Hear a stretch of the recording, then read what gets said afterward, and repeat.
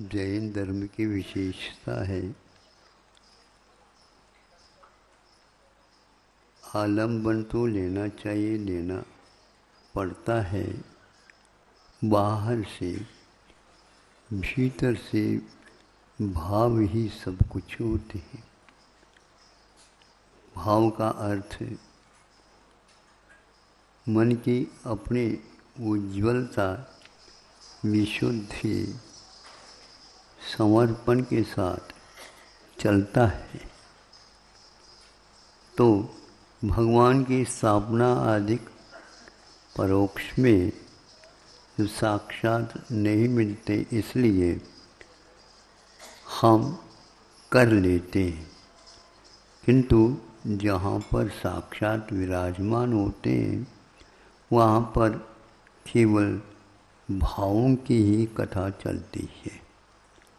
तो ऐसे ही ये घटना काल बहुत व्यतीत हुआ, किंतु काल व्यतीत होने के उपरांत भी हम उनके प्रति समर्पित इसलिए हैं कि इस प्रकार की घटना बहुत दुर्लभ हुआ करती। आज वह संग नहीं है। संग के ऊपर जो व्यतीत हुआ वह भी सामने साक्षात नहीं है, और उस घटना में योगदान देने वाले बाहर से बहुत दूर से आए एक महाराज भी थे, और उन सब को हम अपने आस्था के विषय बना लेते। पास हैं इसलिए सब कुछ है, ऐसा नहीं। दूर है इसलिए दुर्लभ है, ऐसा भी नहीं। हम वर्षों पुराने घटनाओं को भी आंख बंद करते ही आज साक्षात देख सकते हैं, देख लेते हैं। यह सही है आस्था के आधार पर। ईश दूर पर मैं सुखी, ईश दूर पर मैं सुखी, आस्था लिए अभंग। ससूत्र बालक खुश रहे। खुश हो? हाँ हो, ऐसे क्यों कह रहे? हाँ, खुल करके कहो, और थोड़ा सा खुल करके कहो। ये बात है। भीतर सब बारूद विद्यमान रहता है, बाहर से अगरबत्ती लगाने की आवश्यकता ऐसा होना चाहिए। तो ससूत्र बालक खुश रहे। नभ में उड़े पतंग। यहाँ लड़का रहता, छोटा बच्चा, और अपने हाथ में सूत्र ढीला डाला नहीं, अच्छे ढंग से पकड़ा रहता है, और उसको वो बार बार नचाता रहता है और उस पतंग को देखता रहता है। ज़्यादा तूफान हो तो डोर को लपेट लेता ताकि डोर टूट न जाए, और जब नहीं रहते तूफान उस समय बाद छोड़ता जाता। जैसे जैसे उसको ढीला छोड़ता है वैसे वैसे नभ में उड़े पतंग। इसी प्रकार आप लोगों को चाहिए, दूर है पास है ये सब मन की बात है, किंतु जब कभी भी केवल ज्ञान होता है, जिस किसी को भक्ति के अतिरेक में उस समय भगवान बाहर से नहीं देखने को मिलते, किंतु वह भीतर ही भीतर ध्यान में लीन हो जाता है, तो उनमें और इनमें कोई अंतर नहीं रहता है। और तत्काल अंतर्मुहूर्त में वह भी कैवल्य की उपलब्धि कर लेता है। 700 मुनियों के ऊपर उपसर्ग लेकिन इन उपसर्गों से कोई उनमें परिवर्तन नहीं आता। संस्कृत में उपसर्गों के कारण शब्दों में अर्थ अनेक प्रकार के बनते चले जाते, और बाहर से जितने भी उपसर्ग होते रहे, भीतर से जब ध्यान यदि लीन है तो कोई आवश्यकता नहीं पड़ती। उसके द्वारा विपरीत कर्मों की निर्जरा और होती जाती। 700 मुनिराज भूत होते हैं, और केवल ये कर्म के उदय से यह उपसर्ग होता है। जब विष्णु कुमार मुनि महाराज पहुँचते हैं, उनकी विशेषता थी, निरीहता थी, वे ध्यान में लीन थे, और इधर से एक क्षुल्लक जी जाते, आसमान में से निकल करके यान यात्रा के माध्यम से, विद्या के माध्यम से जाते हैं। और जब उनका ध्यान छूट जाता तो बताते, क्यों, कहाँ से आए हो? सिद्धि सिद्धियाँ थी, उनको मालूम ही नहीं। अवधि ज्ञान आदि को बना लगा सकते हैं, लगाए नहीं। ऐसा है तो हमारे पास क्यों आए? और किसी के पास चले जाते तो सब ठीक ठाक हो जाता। नहीं, गुरु जी ने कहा है वहीं जाना। तो मेरे पास क्या है? उन्होंने बताया आपके पास रिद्धि है। मेरे पास रिद्धि है? हाँ महाराज, आपके पास क्रियाम संपादित इति विक्रिया, अनेक प्रकार के विशेषताओं से युक्त रिद्धि है। जहाँ जो आप चाहो सब हो सकता है। मेरे पास रिद्धि है, गुरु जी ने कहा है, आप ही इसको दूर कर सकते हैं, और किसी के पास नहीं है। तो तुम कैसे आ गए वहाँ से? विद्यार्थी आ गए। विद्या का अर्थ होता है परिग्रह। अच्छा, तुम क्षुल्लक हो, विद्या को भी परिग्रह माना है। तो ऐसी स्थिति में क्या हुआ? तो उन्होंने कहा कि हम विद्या के माध्यम से यहाँ तक आए हैं, अब आप आगे आपको करना कुछ। तो उसने देखा, वस्तुतः उनको मालूम नहीं था कि मेरे पास रिद्धि है। देखा तो ऐसा लगा कि हाँ है, और उसके माध्यम से आगे की आपको कथा मालूम है। जा कर के उनको जो मंत्री थे, उनको बताया कि मुझे और कुछ नहीं चाहिए, थोड़ा सा इतनी जगह चाहिए। पूछताछ करके बैठे और एक कदम रखे। 2 कदम में धरती पूरी हो गई। अब मंत्रियों को पूछते हैं कि आपने वह प्रतिज्ञा की थी, चाहे तो आप ले लो, तो अब कहाँ रखूं? महाराज, मेरे पास अब जमीन रही नहीं, यदि है तो मेरे सिर पर रखो। क्योंकि अब वो समझ में आ गया उनको, यहाँ से बचना अब मुश्किल है।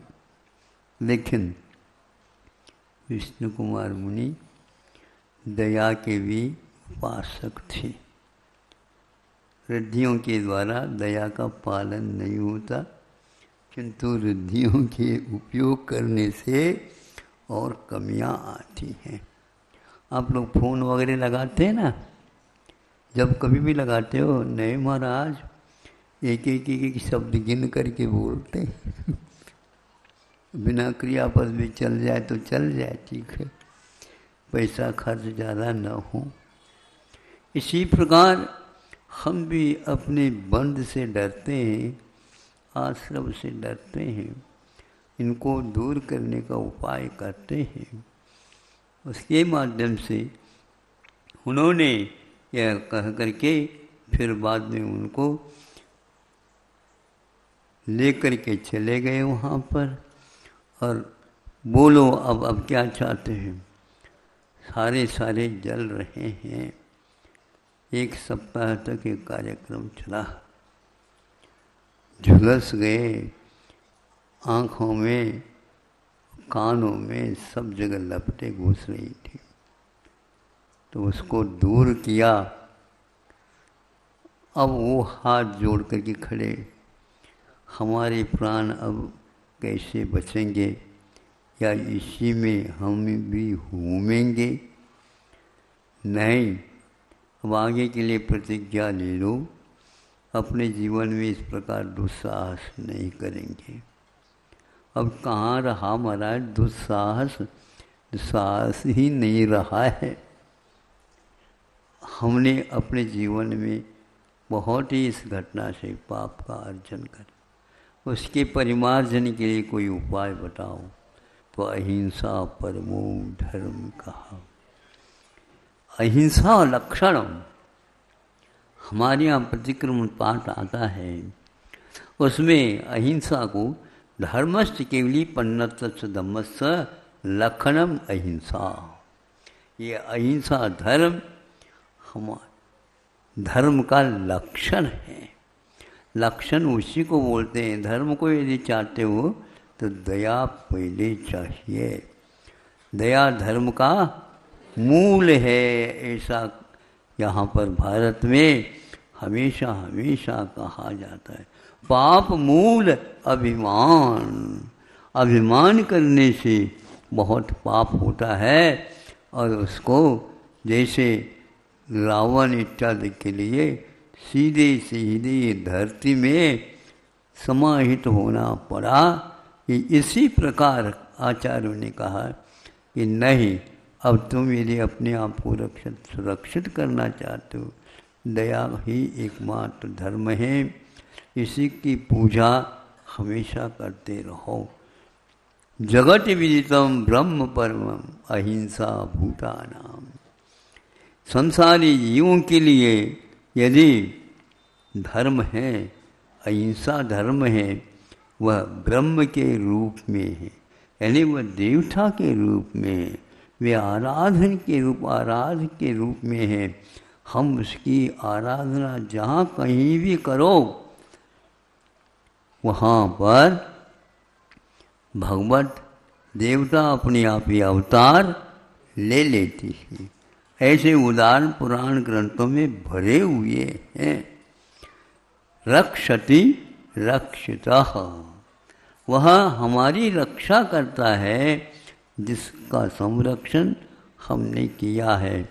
जीवन में दयामय धर्म, आप लोग सुबह उठते हैं, पानी भी लेते हैं तो छान करके लेते हैं, देखभाल करके उसको गर्म कर लेते हैं।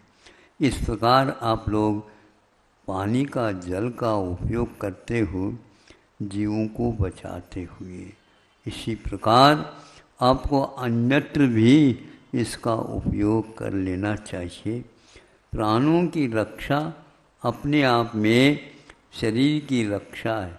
शरीर की रक्षा हुई तो धर्म की रक्षा इसलिए होती है, इसके बिना हम कोई कार्य कर नहीं सकते। धर्म होते, और धर्म के माध्यम से, दया में धर्म के माध्यम से हमें जो चाहते हो वो सब मिलता है। लेकिन चाहना नहीं, बस बंधन से मुक्ति मिल जाए। कौन से बंधन?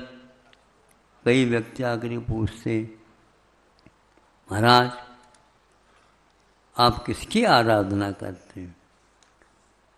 आराधना किसकी करते हैं और किसकी करें बताओ?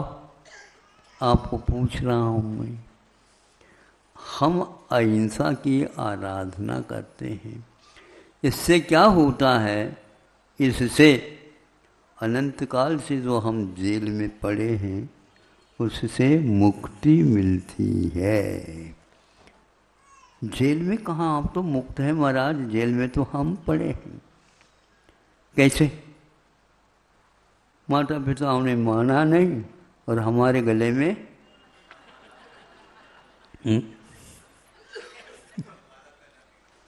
माला पहना दी और उस माले को अब उतार नहीं सकते।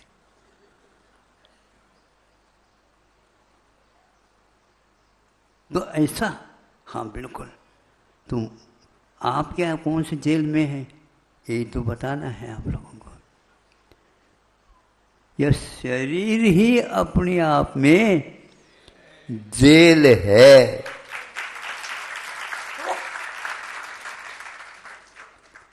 अब बहुत विनती करते हैं भगवान से, इतनी विनती से गिनती पूर्ण नहीं होती।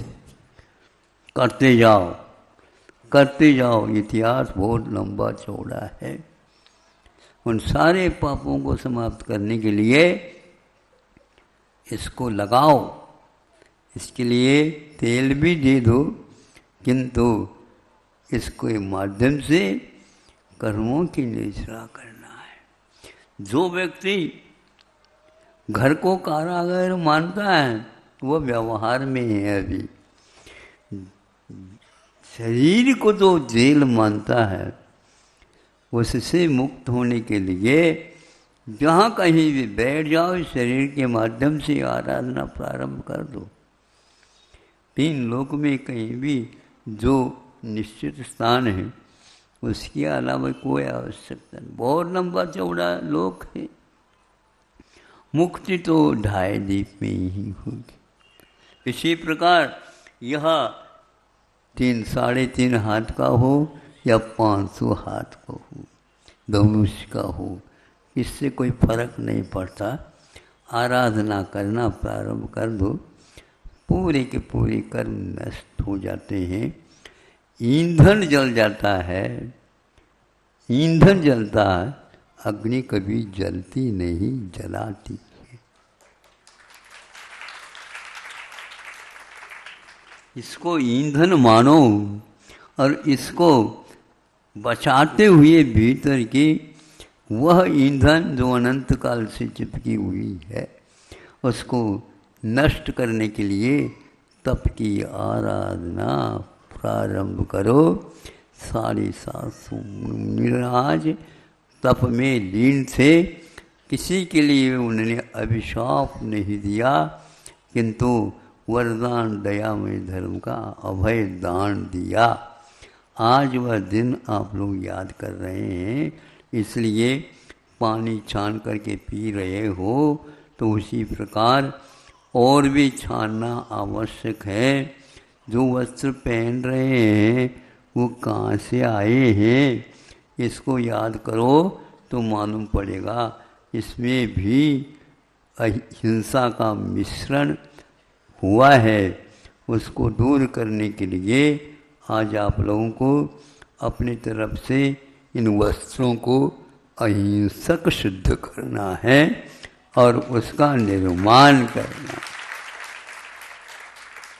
प्रत्येक के लिए आप लोगों गृहस्थों के लिए वस्त्र की आवश्यकता है, किंतु छानने के लिए आवश्यकता है। श्री जी की अभिषेक करते हैं, प्रक्षालन करने के लिए वस्त्र की आवश्यकता है। यहाँ शास्त्र रखते हैं, आचार की आवश्यकता है। हर क्षेत्र में आपके लिए इनकी आवश्यकता पड़ती है। उनमें हम उसी प्रकार के वस्त्र का उपयोग करें जिससे हिंसा टल जाए और हम थोड़े थोड़े अहिंसक की उपासना के माध्यम से मुक्ति को प्राप्त कर सके। धन्य है, अपने शरीर की रक्षा के लिए उन्होंने उन मंत्रियों के लिए भी अभिशाप नहीं दिया।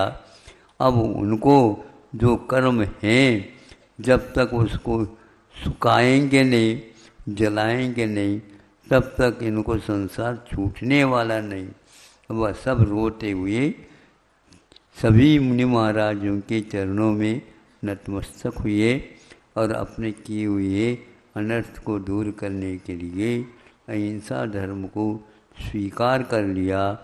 और विष्णु कुमार मुनि महाराज ने भी उन लोगों के लिए जितना दुख में या अब भय में लटकाया, उसके लिए जा कर के अपने गुरु से प्रायश्चित मांगा है।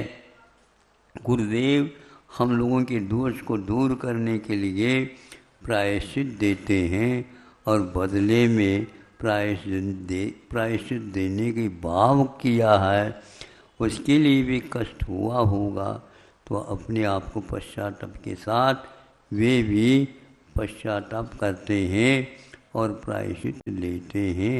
यह मोक्ष मार्ग है, आप लोगों को प्राप्त हुआ है।